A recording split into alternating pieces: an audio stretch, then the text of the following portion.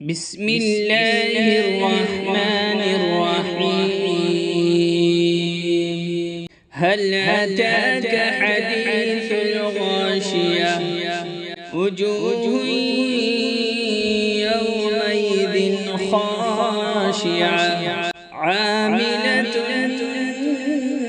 ناصبة تصلى نارا حامية تسقى من عين آنية ليس لهم طعام إلا من ضريع لا يسمن ولا يغني من جوع وجوه يومئذ ناعمة لسعيها راضية في جنة عالية لا تسمع فيها لاغية فيها عين جارية فيها سرر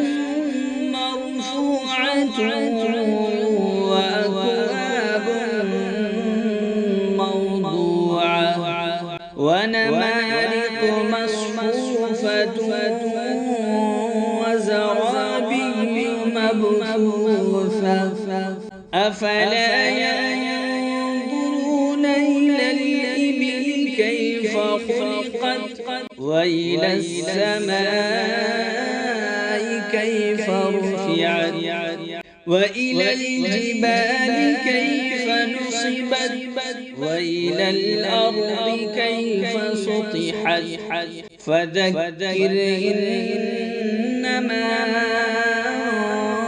أنت مذكر لست عليهم بمسيطر إلا من تولى وكفر فيعذبه الله العذاب الأكبر إن إلينا إيابهم ثم إن علينا حسابهم صدق الله العظيم.